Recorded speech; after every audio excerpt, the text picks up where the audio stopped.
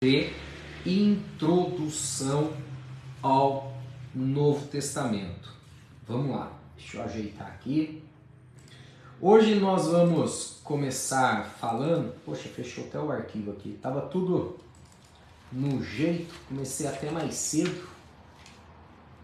O Valdeci já tinha entrado fazia um tempinho, mas apagou tudo aqui no computador. Deixa eu voltar aqui novamente. Pronto. Vamos lá. Me ajudem, por favor, se a minha memória não estiver me traindo.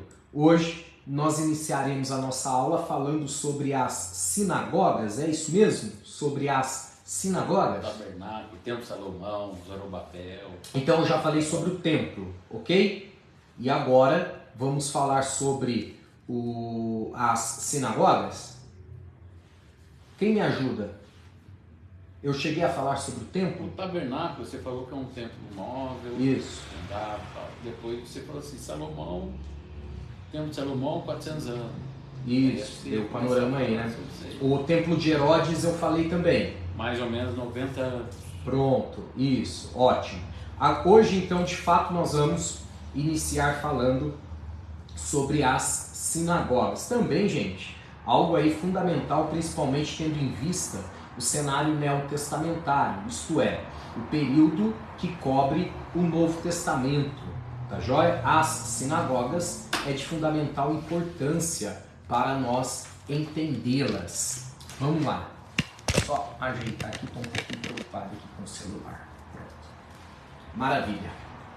Vamos lá. Sinagoga significa assembleia. Tá? Sinagoga significa assembleia. A primeira sinagoga, ela foi lá na Babilônia, com aproximadamente 120 doutores e escribas.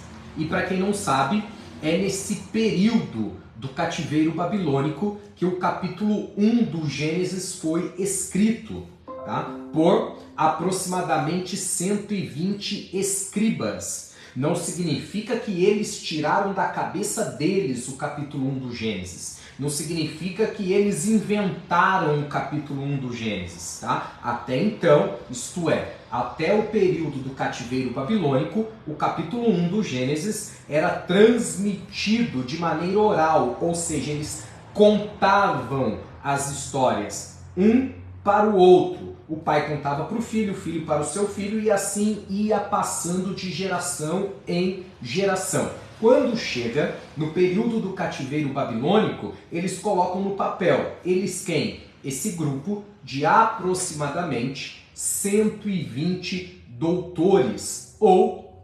120 escribas. Tá? E aí do capítulo 2 em diante do Gênesis já existia de maneira escrita, sem novidade. Tá joia? No tempo de Jesus, só para vocês terem noção aqui, no tempo de Jesus existia aproximadamente 1.500 sinagogas. Tá? Só em Jerusalém existiam aproximadamente 480 sinagogas e em todo o país 1.020 aproximadamente, dando um total aí de 1.500 sinagogas.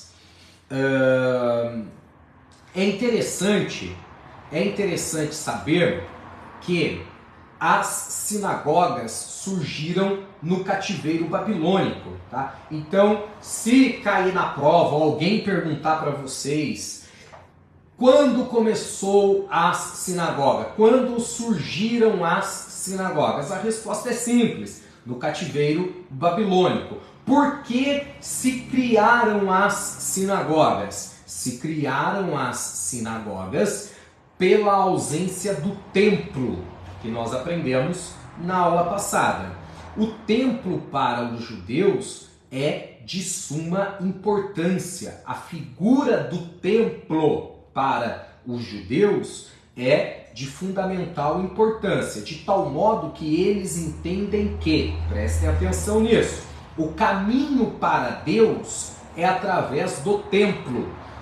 Por isso que quando uma nação invadia Israel ou outras nações que tinham um cunho religioso muito forte, a primeira coisa que a nação inimiga fazia era tirar esse referencial divino, ou seja, a primeira coisa era destruir o templo, profanar o templo, roubar os utensílios sagrados e por aí vai. Por quê? Porque aí tirava esse referencial divino. Então o templo é figura fundamental para os judeus encontrarem o sagrado. Era através do templo que eles iam até Deus. Agora, no cativeiro babilônico, não tem mais templo, não tem mais o tabernáculo, não tem mais o templo de Salomão. O que tem? Não tem nada no cativeiro babilônico. E aí o que eles fazem? Criam as sinagogas, espaços menores, que nem de perto se compara com o glamour, a riqueza, toda a grandiosidade estrutural do templo de Salomão ou do tabernáculo de Moisés. Então eles criam essas estruturas menores para poderem continuar cultuando ao divino, para continuarem cultuando ao sagrado e terem o seu espaço de culto. Então se proliferou, até pelo fato de serem espaços menores. Tá? Então, uma coisa interessante aqui, passando para vocês, o que precisa para se abrir uma sinagoga? Precisa de 12 homens adultos para se abrir uma sinagoga. Então a gente percebe que não foi por um acaso que Jesus escolheu 12 discípulos. Olha aí, não sei se você sabia disso. O número 12 não é aleatório, não é porque faltou ou deu o máximo, ou Jesus não queria mais. Jesus tinha uma sinagoga itinerante, Jesus tinha uma sinagoga ambulante, com 12. Então, por exemplo, vamos supor, eu sou daqui de Taubaté, tem gente aí de São José na aula. Vamos supor, irmão Marcos, Taubaté, querem abrir uma sinagoga, precisa de 12 judeus adultos, 12 homens. Por qual motivo? O motivo que representa as 12 tribos de Israel. Tá? É algo bem simbólico e significativo para eles. Então, por exemplo, lembrando vocês, tá, que o menino judeu, ele passa a idade adulta com 13 anos de idade, quando ele passa pelo ritual chamado Bar Mitzvah. Bar, filho, Mitzvah, mandamento. Então é o ritual chamado filho do mandamento. É quando o menino judeu, pela primeira vez em público, lê um trecho da Torá. Ali é um ritual, é uma festa muito bonita que marca a passagem para a vida adulta. Então ele passa a ter responsabilidades cíveis e religiosas como um adulto. Então, tendo 12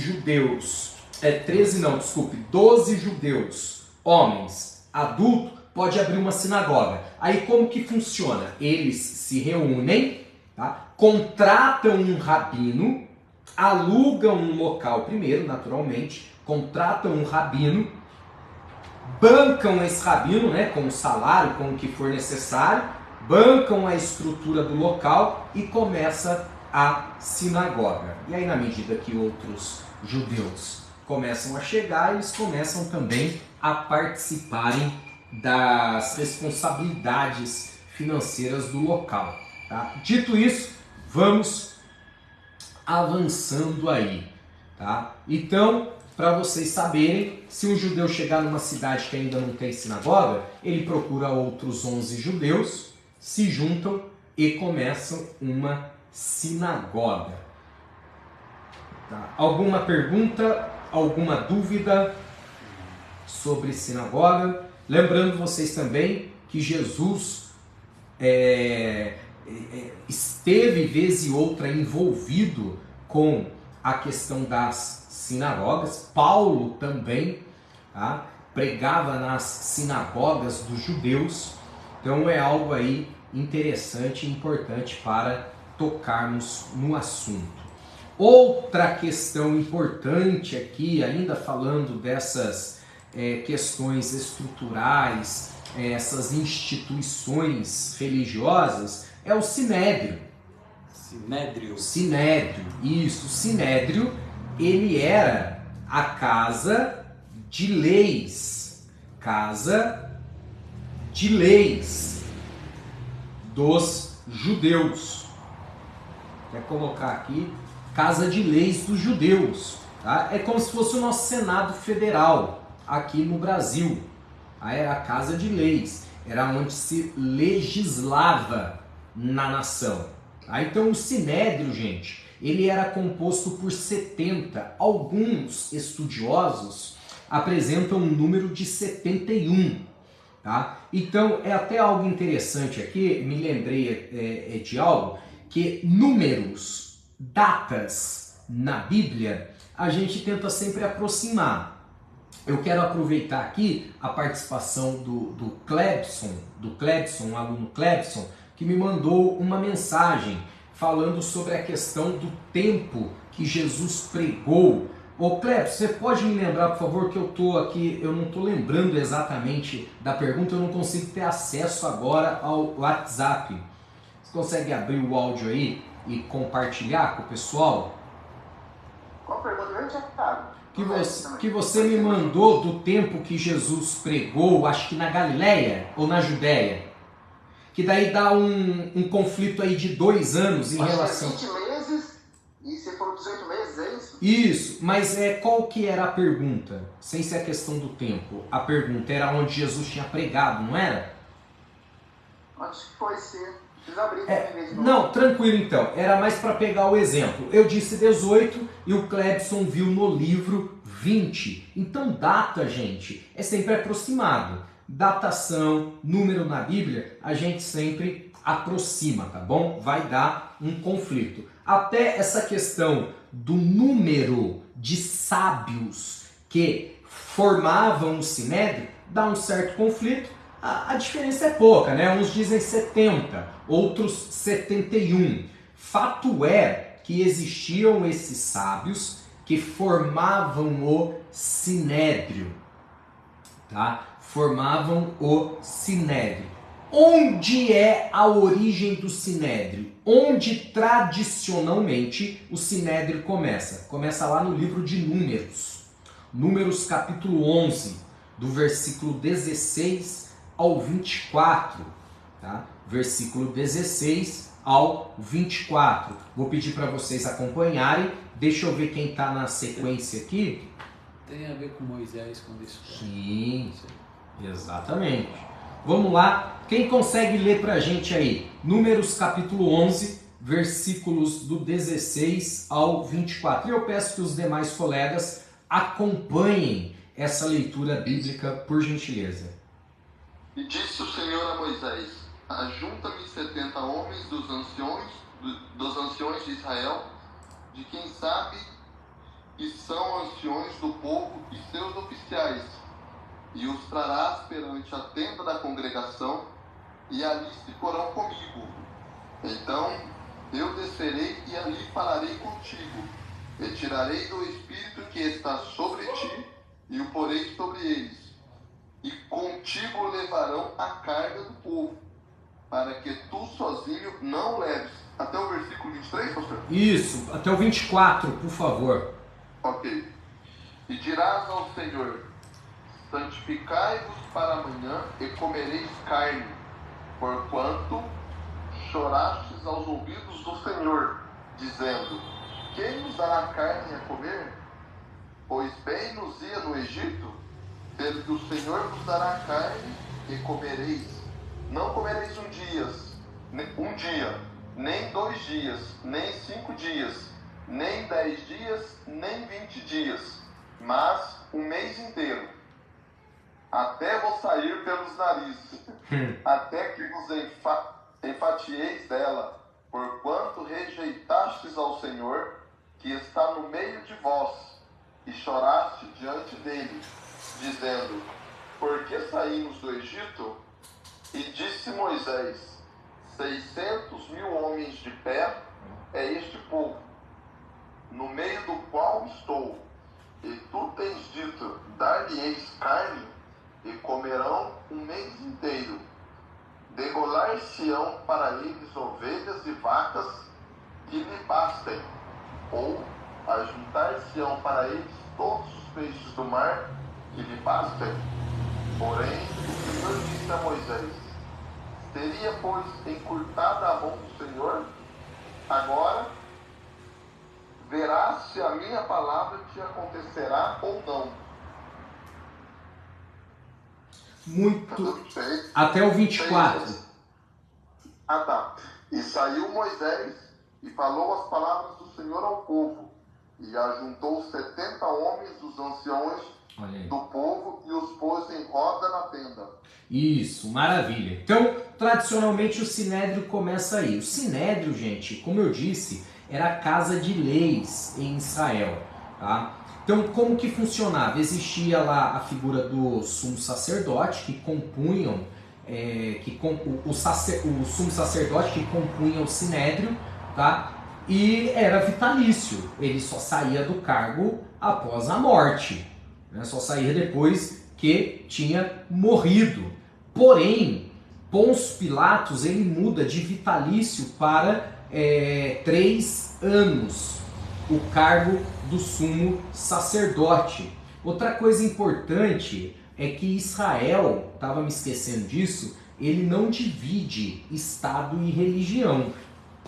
Para Israel é a mesma coisa, não tem essa divisão, tá, de Estado e religião. Em Israel, a Torá é o que predomina, é o que reina, tá bom?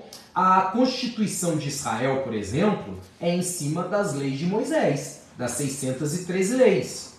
A Constituição da nação é em cima das 613 leis. O Sinédrio, importante isso, ele se reunia tradicionalmente em Jerusalém, então onde era a base, a sede do Sinédrio, em Jerusalém. Com o tempo, gente, o Sinédrio a gente percebe que ele vai perdendo os poderes que tinha e se tornou um setor administrativo, ou seja, quem mandava era Roma e o Sinédrio cuidava das questões do povo, porém sempre ali muito controlado de perto por Roma. Por que Pilatos muda de vitalício para uma eleição de 3 em 3 anos? Para que ele pudesse, ou ele que eu digo, né, não apenas Pilatos, mas propriamente dito Roma, para que Roma pudesse governar do jeito que quisesse. Por exemplo, colocou lá um sumo sacerdote que não fazia o que Roma queria, Roma esperava no máximo 3 anos, ia e trocava o camarada. Tá? Então era uma questão política por trás de tudo isso. O que a gente nota, como eu disse, é que o Sinédrio teve grandes poderes no meio da nação, mas na época de Jesus, Pilatos minou muitos dos poderes do Sinédrio. Exemplo, eles julgaram Jesus, mas não puderam matá-lo. Tiveram que levar até Pôncio Pilatos. Quem julga Jesus? O Sinédrio. Mas eles não tiveram poder, ou não tinham poder, para executar a sentença. Tiveram que levar até Pôncio Pilatos. Até a roupa, como eu disse na aula passada, eles confiscaram a roupa do sumo sacerdote, como diz o dicionário bíblico J.D. Douglas. Por que eles fizeram isso, de confiscar a roupa sacerdotal? Para ofuscar a autoridade local, para ofuscar a autoridade religiosa exercida pelo sumo sacerdote. Tá? Às vezes, o presidente do Sinédrio podia ser também o sumo sacerdote, porque o sumo sacerdote pertencia ao Sinédrio. Outra coisa importante aqui, antes de Roma assumir o poder, entrava o mais velho. Então, por exemplo, irmão Marcos, o sumo sacerdote vitalício só saía depois que morresse, tá? Quem assumia?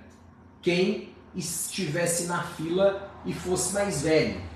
Então tinha uma fila, naturalmente, uma fila de sucessões e entrava o mais velho da fila ali sucessória. Porém, Roma muda por indicação. Agora não entra o mais velho que estiver na sequência. Entra quem Roma indicar. No caso aqui da época de Jesus, quem Pôncio Pilatos indicava. Tá? Uma coisa interessante aqui para falar para vocês é que Paulo, ele era membro do Sinédrio, tá? Paulo, ele era um membro ativo do Sinédrio. E essa é, melhor dizendo, uma das bases para dizermos que Paulo foi casado. Eu vou repetir, tá? Uma das principais bases para afirmarmos que o apóstolo Paulo foi casado era o fato dele ter sido membro do Sinédrio, um dos membros do Sinédrio. Por quê? Para ser membro do Sinédrio, precisava impreterivelmente ser casado. Ou seja, se Paulo era um membro ativo do Sinédrio, ele era casado. Ah, Tiago, por que a Bíblia não menciona o casamento de Paulo? De duas, uma. As duas principais teorias sobre essa questão de Paulo. Primeira, quando ele aceita a Jesus, ele perde todos os privilégios de ser membro do Sinédrio. Como eu disse, a comparação que a gente faz com a realidade brasileira é como um senador da República. Então imagine que Paulo tinha diversos privilégios. Ao entregar a sua vida a Jesus, naturalmente ele é expulso do Sinédrio e perde todos esses privilégios, e a sua mulher, ao vê-lo nessa situação, o abandona. Outra teoria muito forte é que a mulher de Paulo, ela morre no parto, junto com a criança. Então tem essas duas principais teorias sobre a questão do apóstolo Paulo ser casado, tá bom? E o porquê que a Bíblia não menciona. Diga. A mulher e a criança morreram. Isso. Existe esse estudo aí? Sim. Lógico, o irmão Marcos está perguntando aqui sobre a questão da esposa de Paulo.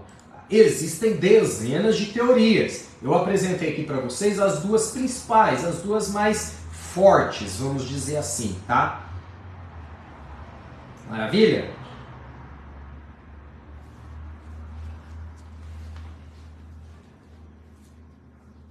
Então, por exemplo, que base bíblica nós temos para isso? Para dizer que Paulo, ele foi membro do Sinédrio. Atos capítulo 7, Atos capítulo 8. Por exemplo, quando Estevão, na morte de Estevão lá, em Atos capítulo 6, Paulo tinha sido nomeado pelo Sinédrio.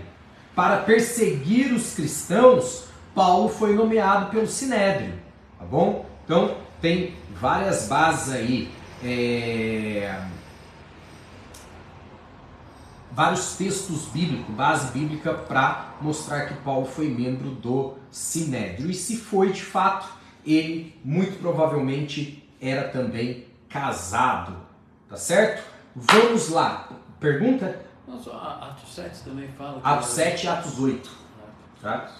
Então, gente, era uma casa legislativa, onde estavam ali os sábios da nação. Tá? O primeiro mestre em Israel foi Moisés. Moisés como mestre, prestem atenção nisso, eu já devo ter falado isso em algum momento, em outra matéria. Quem já ouviu, vamos relembrar aí. Quem não ouviu ainda, prestem atenção. O primeiro mestre da nação de Israel foi Moisés. E como mestre da nação, ele usava uma capa, a chamada capa do juízo. Essa capa tinha os 10 mandamentos e as 613 leis. Por que 613 leis? Sempre estou citando essa quantidade de leis aqui para vocês. E o porquê?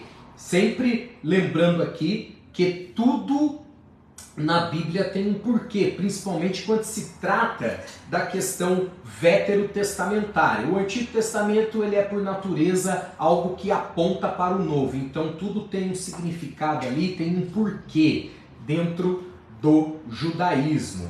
Tá? Porque eles achavam que o corpo humano era dividido em 613 partes.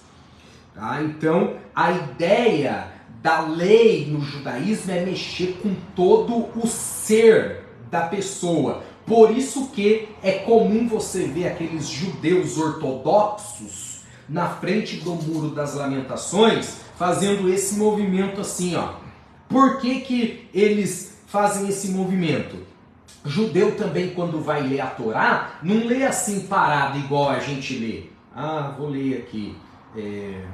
O primeiro-ministro do Reino Unido, no ano de 1945, uma vez disse. Não, eles não lêem assim. Eles lêem assim, ó, a Torá, ó, fazendo esse movimento assim, ó.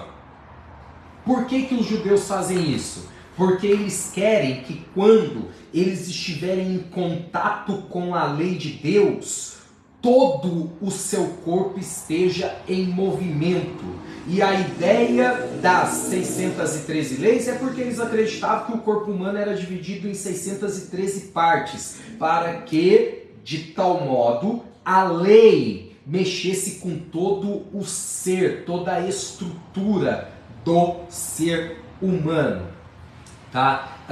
613 leis divididas em duas categorias, positivas e negativas. Então nós temos 365 leis negativas.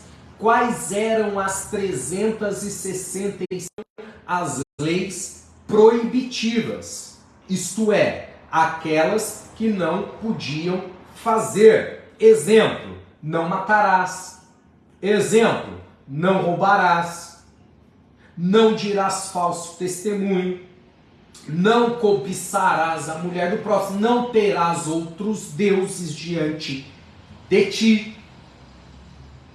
São as leis proibitivas. E nós temos a categoria de leis positivas. Lembrando, antes de avançar aqui para as leis positivas, que a quantidade de leis negativas são 365 leis, isto é, uma para cada dia do ano. E as positivas? 248 leis positivas. Quais eram as positivas? Eram aquelas acompanhadas de promessa. Exemplo, honrarás pai e mãe e se prolongarão os seus dias na terra. Tá? Essa capa também, além dos 10 mandamentos, chamado de Decálogo, o resumo dessas 613 leis é o Decálogo, os 10 mandamentos, e também as 613 leis. Tinha também nessa capa um cordão de ouro escrito: não se curvarás diante de ninguém. Alguns estudiosos dizem que a escrita era: não se curvarás diante de homens. Então, de duas uma: não se curvarás diante de ninguém, ou não se curvarás diante de homem. Tá? Nesse cinto, nesse cordão de ouro. Ok até aqui? Tranquilo? Como que funcionava o julgamento? Tá? Como que funcionava o julgamento na época de Moisés? Vamos lá. Como que funcionava o julgamento na época de Moisés? Para que Moisés não fosse parcial ou tendencioso, ele tinha que julgar dentro das 613 leis. Então, qualquer tipo de sentença que Moisés, o primeiro legislador da nação, dava, não era da cabeça dele. Era tudo dentro das leis que o próprio Deus havia estabelecido. De tal modo que Moisés precisava saber as leis de cabeça. De cabeça. Não ia consultar. Então, como que funcionava? Moisés ficava descostas, alguém chegava em um auxiliar, ou, após o texto de Números que nós lemos, em um dos 70 anciões, e relatava ali qual era a sua causa. Essa pessoa pegava a demanda e levava para Moisés. Moisés, tem uma causa aí que é assim, assim, assado. Aí Moisés dizia, a sentença é essa, com base na lei de número tal. Aí se dava a sentença. Então Moisés sabia as 613 leis de cabeça. Quando Moisés morre, quem assume no lugar de Moisés? Não, Arão não. Quem assume no lugar de Moisés? Quem assume a liderança? Quem? Josué. Josué assume. É por isso que quando Josué assume a liderança da nação, e também recebe a capa do juízo e o cordão de ouro escrito, não se curvarás diante de ninguém ou diante de nenhum homem, logo no primeiro capítulo Deus começa a orientar Josué e dizer para ele assim, medita na minha lei de dia e de noite. Por quê? O que é esse meditar? Já disse a vocês, judeu não lê como a gente lê. Como que a gente lê? Quando eu olho para trás e penso todas aquelas preocupações, me lembro da história de um homem velho que no seu leito, morrendo, disse, eu tive muito... Judeu não lê assim não. Judeu decora, judeu memoriza, judeu grava. Ok? A palavra meditar é decorar. A palavra meditar é memorizar. Então o que Deus está dizendo a Josué? Quando ele disse assim, Josué, medita na minha lei de dia e de noite. Deus está dizendo, decore as 613 leis, porque agora você é o juiz na nação. Você que vai ter que dar a sentença. E não vai dar a sentença da sua cabeça, com base no que você acha, no que você acredita. Eu penso que tem que ser assim. Não, Josué. É com base na minha palavra. É com base naquilo que eu estabeleci para você. Josué, então, usa essa capa do juízo, usa o cinto de ouro, escrito não se curvarás diante de ninguém. Quando Josué morre, essa capa passa para os juízes. Quem usa a capa após Josué? Os juízes. Os 15 juízes usaram essa capa, sendo o último Samuel. Depois de Samuel, nós temos o período chamado monarquia, o período dos reis. Quem usa essa capa? Quem foi o primeiro rei de Israel? Saul. E depois de Saul, quem usa? Davi. E depois de Davi, Salomão. Exemplo, quando as duas mulheres que se apresentaram diante de Salomão, ele teve que julgar, ele julgou dentro das 613 leis, usando uma delas. Com a divisão do reino, agora é importante, após Salomão, o que acontece com o reino? Se divide, reino norte e reino sul. Quem passa a usar a capa? Ela passa a ser usada pelos profetas. Elias usou a capa. Aí Elias passa a capa para quem? Para Eliseu. A capa que Eliseu pede junto com a unção dobrada, é a capa do juízo, porque ele não poderia exercer o ministério profético sem essa capa, principalmente no cenário nacional. Então ela vai passando para os profetas, e na época de Jesus, quem usava essa capa? Na época de Jesus, depois de Malaquias, quem usou essa capa do juízo? O presidente do Sinédrio. a casa de leis de Israel. É. Na época, quem que era? Na época de Jesus. Pronto. Olha a pergunta do irmão Marcos. Na época de Jesus, quem era o presidente do Sinédrio? João capítulo 3. Vamos para João capítulo 3? Ver o presidente do Sinédrio? Malaquias foi o último, então. Exato, dos profetas. Dos profetas. Quem lê pra gente aí, ó, João capítulo 3. É a conversa de Jesus com o presidente do Sinédrio. Quem lê pra gente? João capítulo 3. Qual o versículo, pastor? Pode ler do 1 em diante.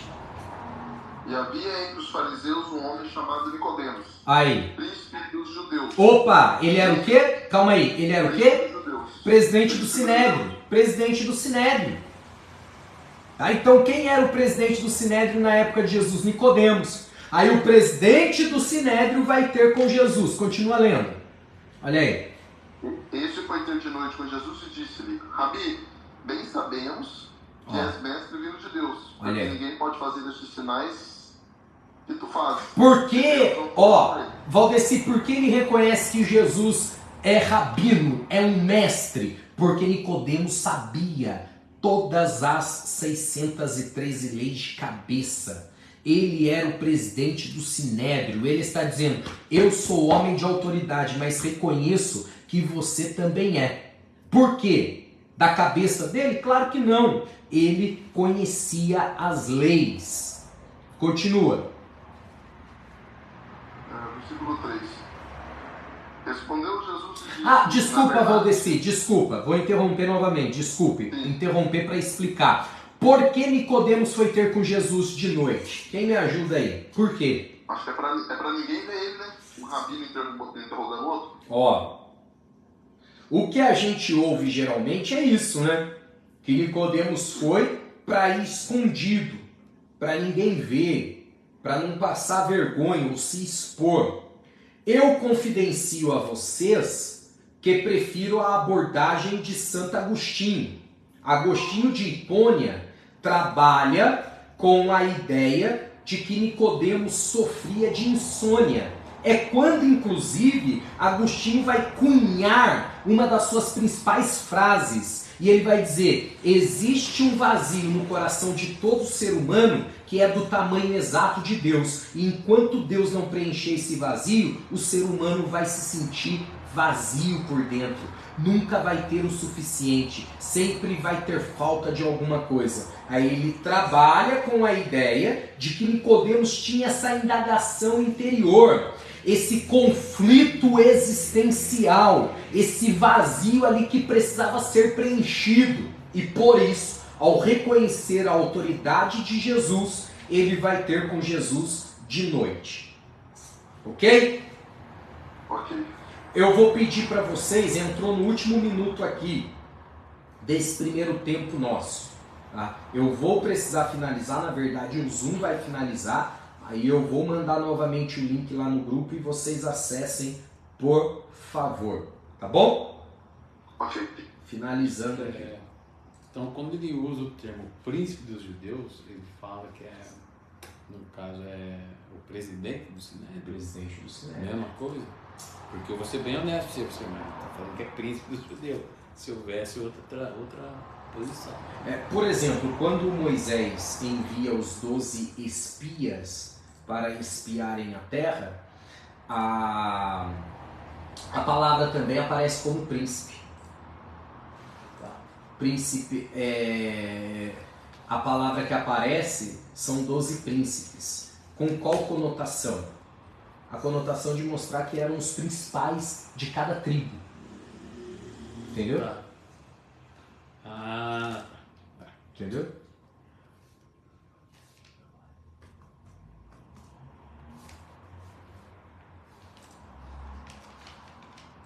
Maravilha! Ô Clebson, confirma aí como que tá o áudio para vocês. Tudo certinho. Maravilha, vamos lá. E aí, tá dando para pegar? Tá dando para acompanhar aí? a capa daí era só usada somente Top. por uma pessoa, no caso aqui, somente pelo Nicodemo. Isso, na época de Jesus sim. Não era assim. Deus dará. Não. Só aguardando, gente, o restante da turma acessar, a gente já volta aí. Tiago, só uma pergunta só. Diga. O jovem, ele é reconhecido como adulto com 13 anos, é isso? O judeu homem, as meninas com 12 anos. Obrigado. As meninas com 12? Isso.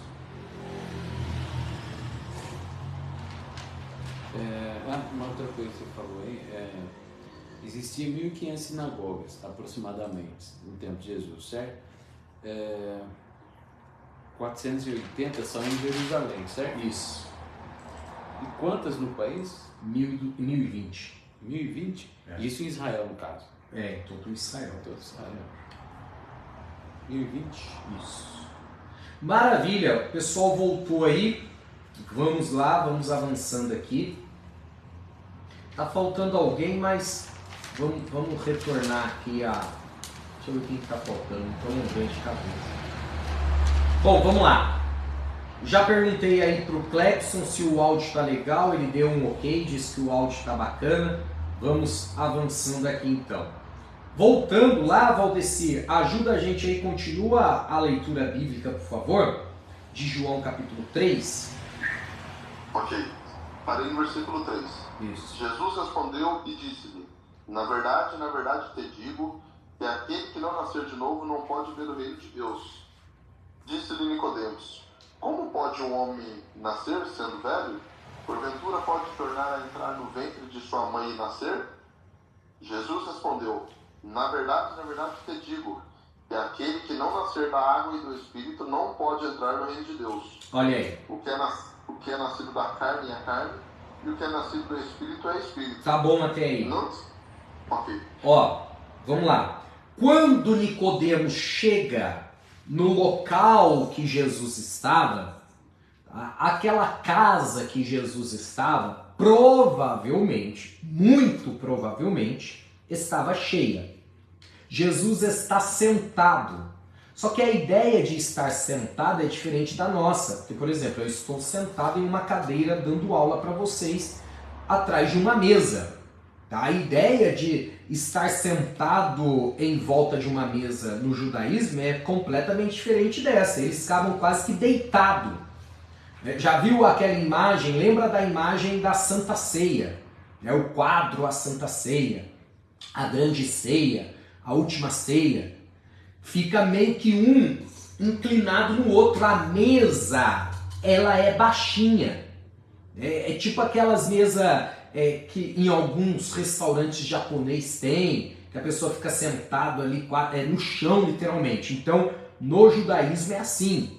Então eles ficam meio que deitados assim, um encostando no outro. Essa é a ideia. O cenário que Nicodemos encontra é essa. Jesus sentado no chão, os discípulos em volta dele, todos em volta da mesa, e aquela casa provavelmente cheia. E para Nicodemos falar com Jesus, ele faz uma coisa que nenhum outro juiz que usou a capa do juízo fez antes. Ele se curva para falar com Jesus, usando aquela capa e o cinto de ouro escrito: não se curvarás diante de homens, mas diante de Jesus. Nicodemos teve que se curvar. Aí Paulo vai falar disso e ele vai dizer assim em Filipenses capítulo 2, versículos 10 e 11: para que o nome de Jesus se dobre todo o joelho dos céus e na terra e debaixo da terra, e toda a língua confesse que Jesus é o Senhor, para a glória de Deus Pai.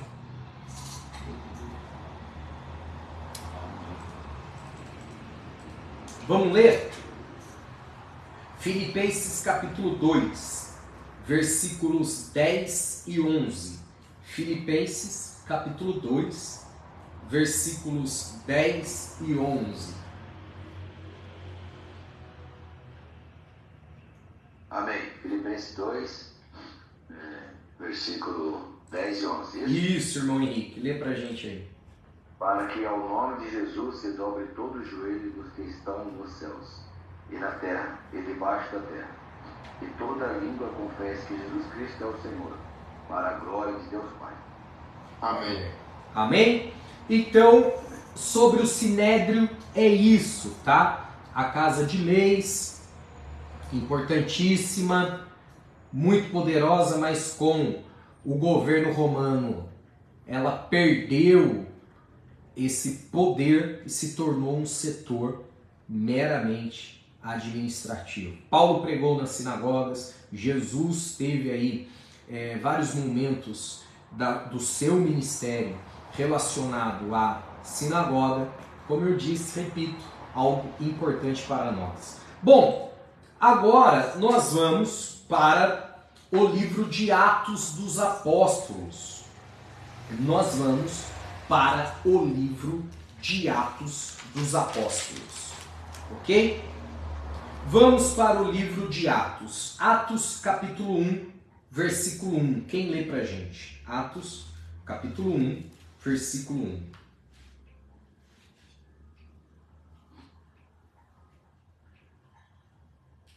Quem lê pra gente? Fiz o primeiro tratado, ó Teófilo, acerca de tudo que Jesus começou, não só a fazer, mas a ensinar.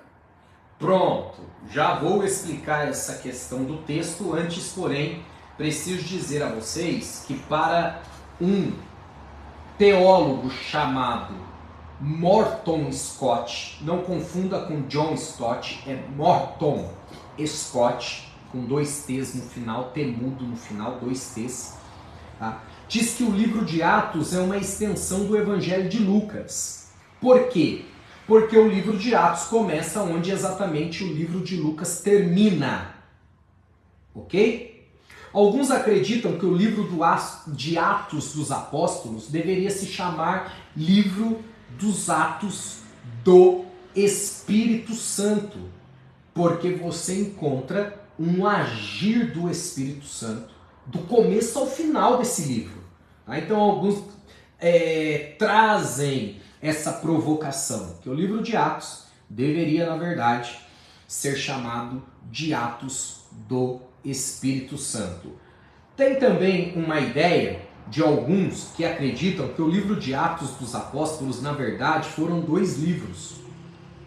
Isso porque encontramos diferentes tipos de grego nesse livro. Então você não encontra um padrão gramatical da língua grega, do começo ao fim do livro de Atos. Existe uma diferença. Primeiro, o chamado texto neutro. Qual é o chamado texto neutro? Tá? Achamos esse tipo de texto nos escritos dos pais da igreja. Exemplo, Clemente de Alexandrina, Orígenes, Crisóstomo, ambos pais da igreja. Importantes nomes aqui, gente. Tá? Nomes de peso, importantíssimo. Quando estudarmos uma matéria desse curso chamado História da Igreja, vocês vão cansar de ouvir esses nomes, tá? Os pais da igreja. Então, Clemente de Alexandrina, Orígenes e Crisóstomo, ou também chamado de Alexandrino, não como que eu posso colocar aqui para vocês? Deixa eu pensar aqui. Então, vou colocar dessa maneira. Esses pais da igreja, tá? Eles usavam esse tipo de grego, o grego neutro. Ok? Já o texto ocidental, citado, por exemplo, pelos pais da igreja como Irineu, Tertuliano, Cipriano e Agostinho de Hipônia, aí eles usam um outro tipo de grego, ok? Dito isso, vamos para o seguinte.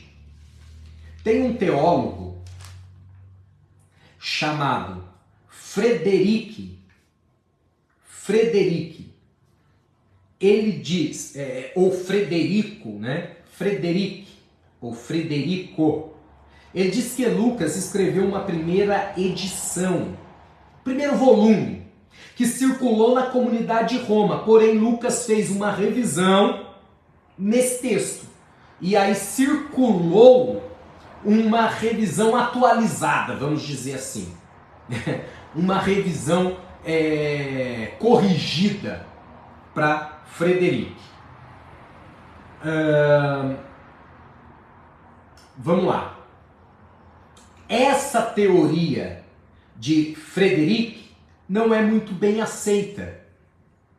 Tá? Ela é rejeitada pelos principais teóricos. Ela não é muito bem aceita. Ah, professor Thiago, então por que você está falando? Eu estou falando porque vocês precisam saber, você vai pesquisar, principalmente se for pesquisar na internet, encontra uma abordagem como a de Frederico e vai pegar e levar ao pé da letra. Então eu estou dizendo, é uma teoria, mas é uma teoria não muito bem aceita, tá? Que inclusive é facilmente refutada. Qual é a teoria mais bem aceita? Tá? A teoria mais bem aceita é a que indica o texto ocidental, ou seja, que o livro de Atos na realidade é um tipo neutro revisado. Deixa eu explicar isso aqui para vocês. Existia, tá, dentro do mundo grego, um grego chamado grego koiné. Qual é o grego koiné, gente? É o grego popular. É a linguagem do povão, é a linguagem popular. FHC, isto é, Fernando Henrique Cardoso, certa vez ele disse assim, existem dois tipos de comunicação. Aquele que se comunica corretamente dentro da gramática e tal, e aí é algo, parece de outro mundo. Você vê, por exemplo, os ministros do Supremo Tribunal acompanhar os caras com dicionário na mão. Eu sempre brinco. Por que não pede desculpa? Não, eles têm que dizer assim, com as devidas vênias, eu me refiro e me dirijo ao excelentíssimo colega da nobre corte, não sei o que, bababá, bababá. Por que daquilo? Até pra xingar. Até pra xingar é diferente, é chique, Até pra xingar é chique. Então, assim... Oi? Gente, se chama juridiquês.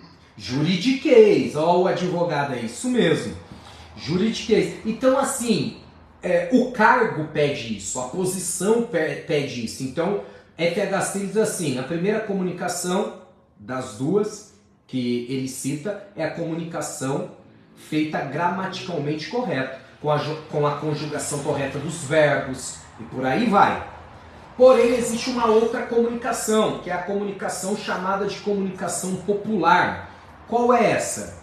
É a comunicação que, mesmo que gramaticalmente não esteja correta, mas os ouvintes conseguem entender o que o articulador está dizendo, está falando. Então, tem pessoas que não se pronunciam corretamente dentro da gramática, mas ela se faz entendida, ela se faz entender. Tá?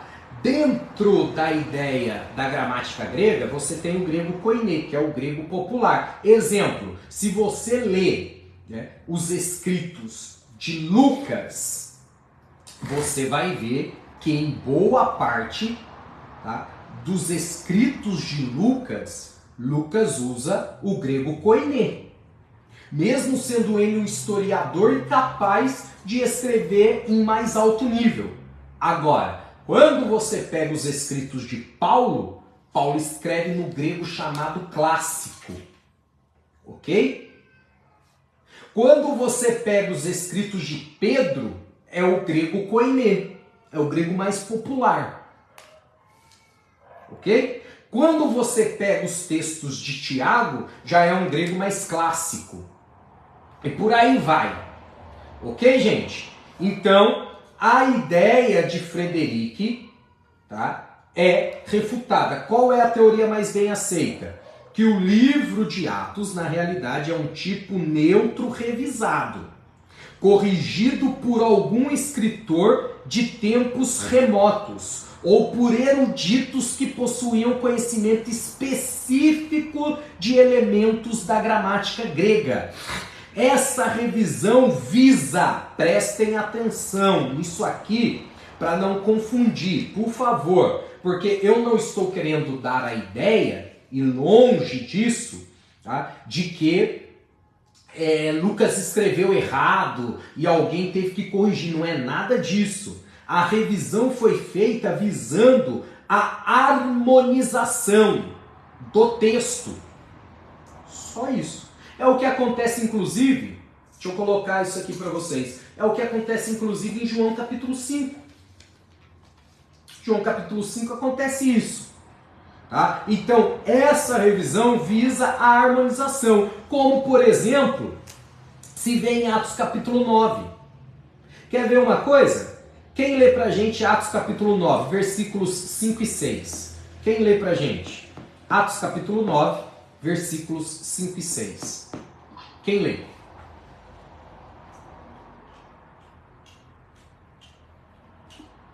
E ele disse: quem és, Senhor? E ele disse o Senhor: eu sou Jesus, a quem tu persegues. Duro é para ti recalcitrar contra os aguilhões. E ele, tremendo e atônito, disse: Senhor, que queres que faça? E disse-lhe o Senhor: levanta-te e entra na cidade, e lá te será dito o que te convém fazer. Isso. Agora lê Atos 22, versículo 10.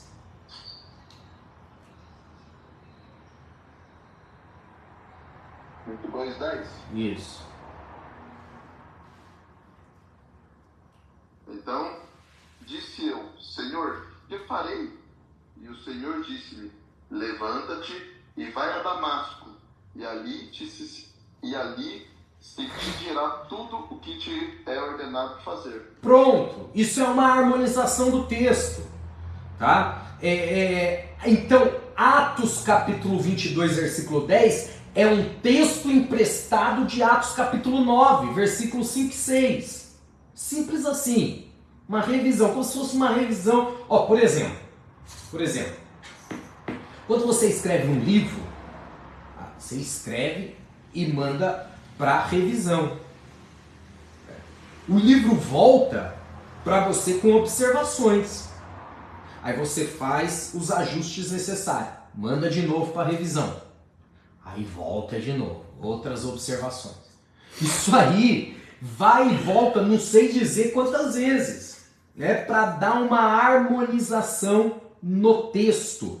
Tá? Simples assim. Então, agora uma coisa importante. Lucas e Atos provavelmente tenham sido lançados como duas sessões de uma mesma obra. Provavelmente. Tá? Lucas e Atos. Agora, vamos para Atos 1 novamente. Vamos lá. Atos capítulo 1, versículo 1. Agora aqui vai começar a esquentar. Vamos lá. Atos capítulo 1, versículo 1 de novo. Fiz o primeiro. Pode ler, irmão, pode ler. Amém. Fiz o primeiro tratado, ó Teófilo, acerca de tudo que Jesus começou, não só a fazer, mas a ensinar. Olha aí. Quem estiver acompanhando e anotando, anote a palavra primeiro.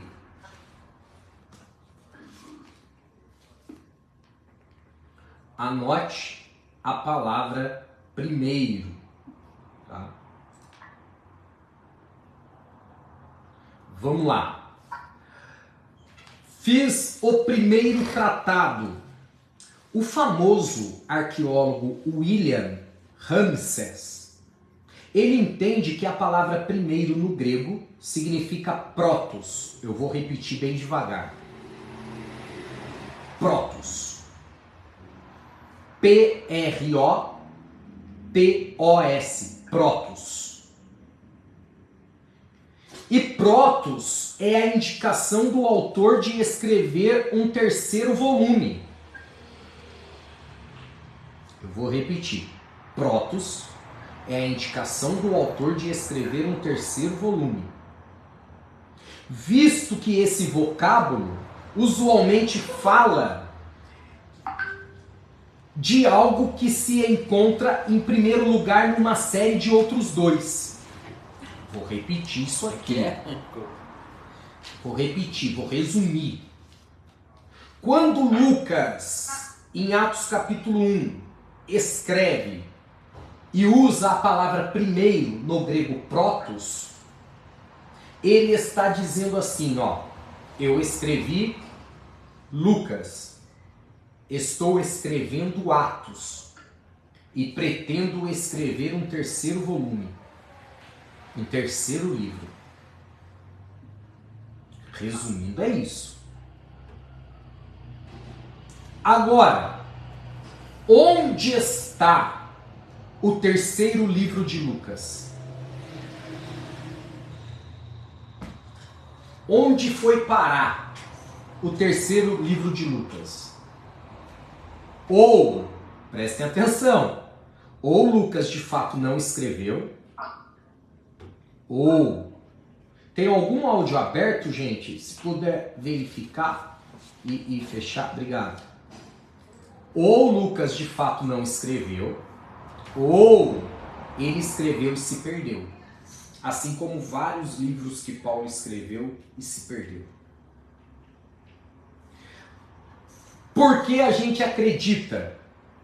Porque se Lucas não tivesse a intenção de escrever um terceiro volume, a palavra não seria protos. A palavra seria próteros, logos, que significa um volume seguido por outro, apenas.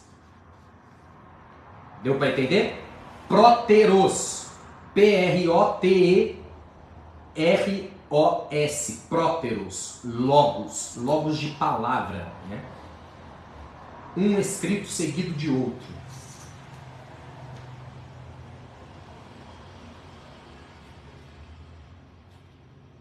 Ou seja, próteros, logos, ele queria expressar, escrevi um primeiro, dentre apenas dois itens.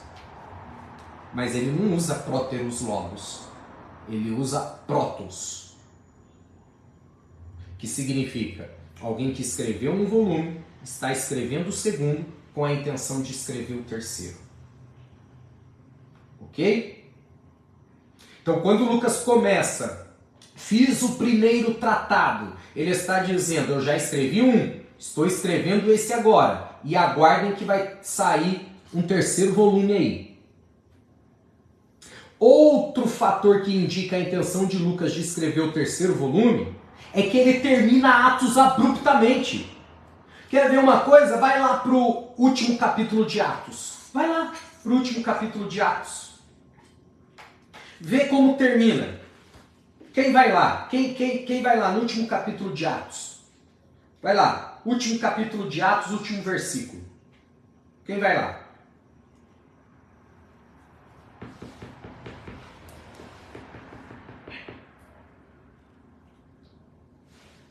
Pode ler. Tem que abrir o áudio. Irmão, vou ler aqui. É o pregando o reino de Deus e ensinando com toda a liberdade as coisas pertencentes ao Senhor Jesus Cristo, sem impedimento algum. Isso. É o último versículo? Correto, é o último. É Atos 28 e 31. E aí tem um ponto final aí, não tem? É o ponto final, tem. Ponto final, perfeito. Acabou. Só que acaba do nada. É isso mesmo. Acaba sem desfecho. Por quê? Muito provavelmente porque Lucas daria continuidade no terceiro volume.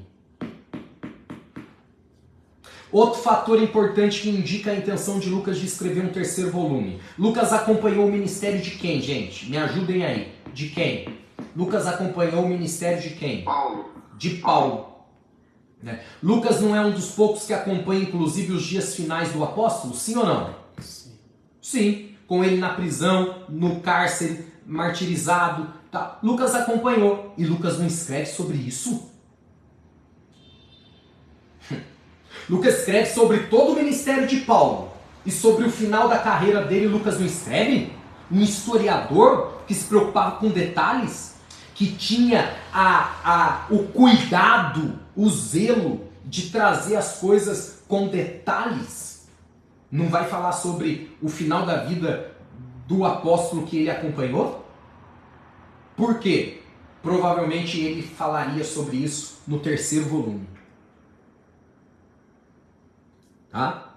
Então, apesar de ter continuado vivo e ver o final do ministério de Paulo e o seu martírio em Roma, ele não registra essa ocorrência no livro de Atos.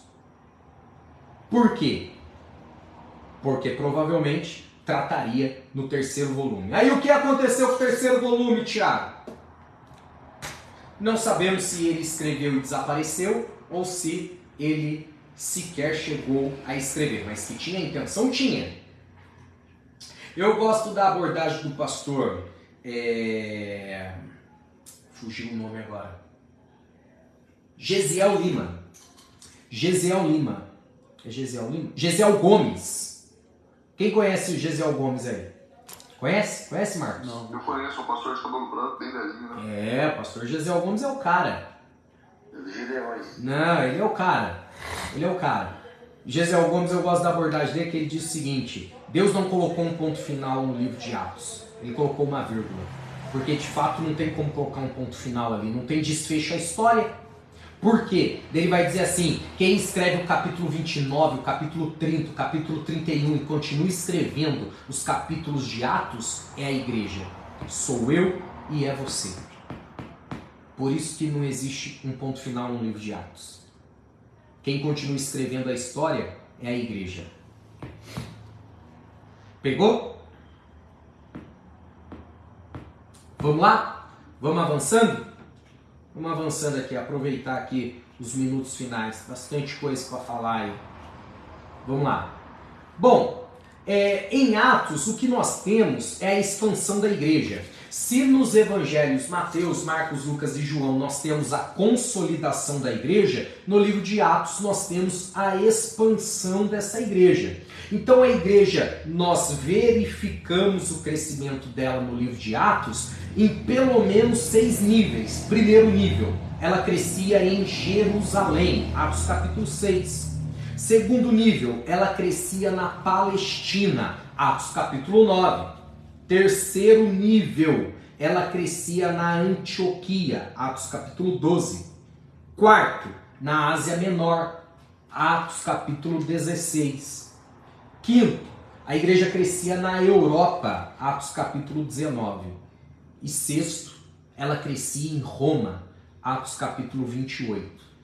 Então, o que o livro de Atos apresenta?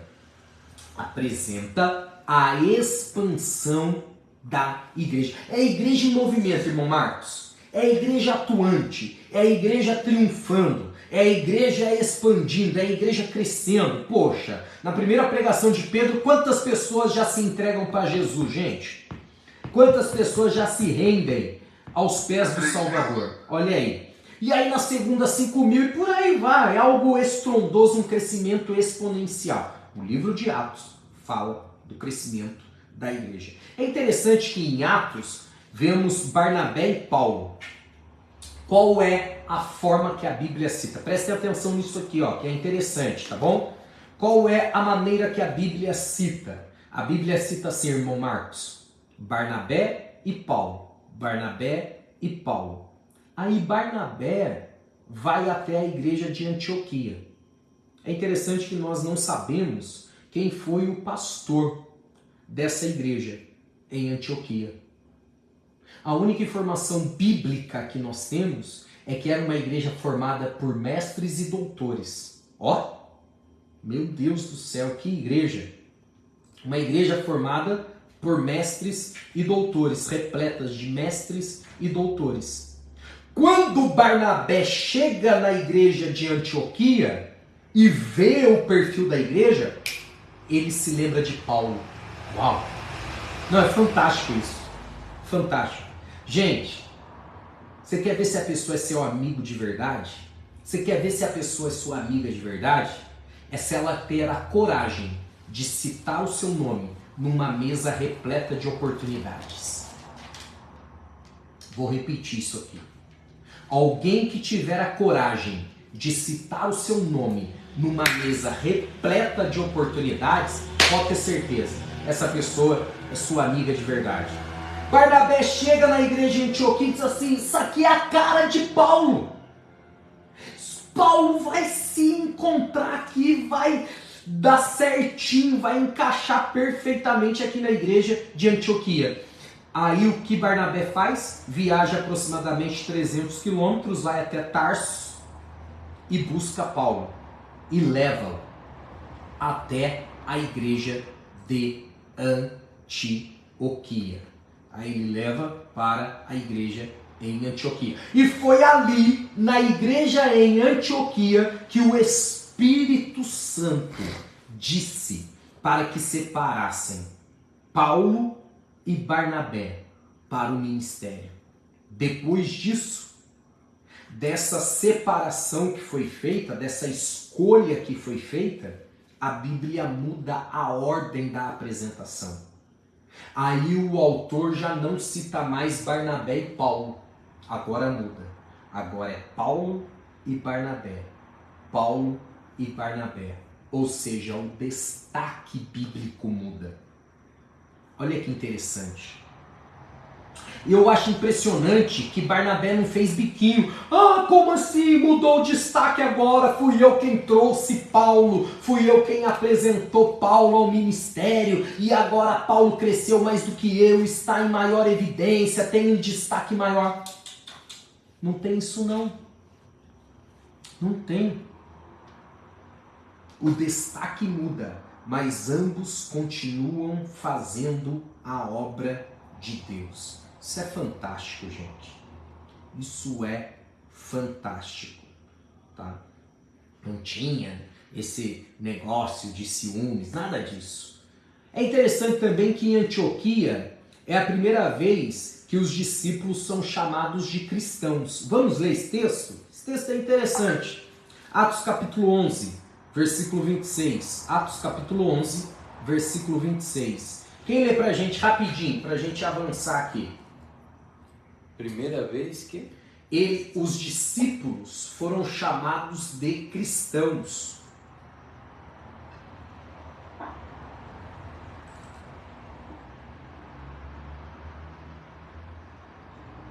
E sucedeu que todo um ano se reuniram naquela igreja e ensinaram muita gente. E em Antioquia foram os discípulos pela primeira vez chamados cristãos. Olha aí.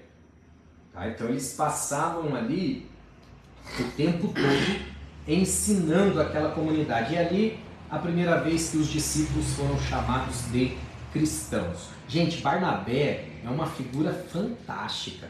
Barnabé teve um papel preponderante na vida ministerial do apóstolo Paulo. Primeiro ele introduz Paulo na comunidade cristã em Jerusalém. Quando ninguém acreditava na conversão real de Paulo. O pessoal tinha medo. Não é esse que matava os cristãos, que martirizava os cristãos, que apedrejava, queimava vivo.